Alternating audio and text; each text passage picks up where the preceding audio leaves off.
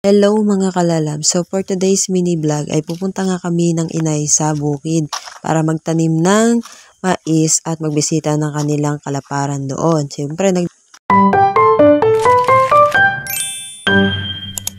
gaway-gaway muna tayo at tayo muna ay sa bukid ang ating duty at yan ay katatapos lang din ng eleksyon noon.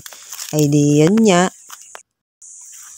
So pagkatapos niyan habang iniintay ko nga ang inay na nag-aalam ng baka ay ako nga ay nagkayas muna ng walis. Tinisting ko kung ako marunong pa. Ay yung ganang ngayon ang hawak ko na lang ay ballpen at saka papel.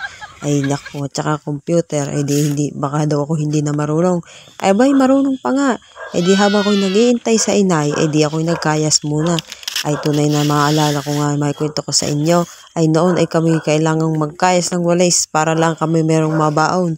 At saka na may pambili ng bigas.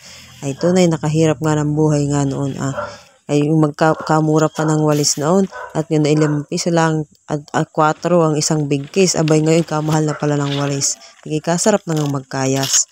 Bago gayan ay siyempre kainitan yan. Naantay ko ang inay ay talaga naman. Bago kami makaisang tali ay talagang napakatagal din. Kuruin mo kaliliit ng tingting na iyan. Bago bibilhin ng ganong halaga ay di ayos na. So pagkatapos nga niyan ay di kami nagtanim nga niyang saging at saka niyog. Yan. Doon sa kanilang taniman ng mais. Ayan. Para nga naman pagkayan ay bumunga na at saka bumuwig na saging ay di meron kaming matitiba. Yan.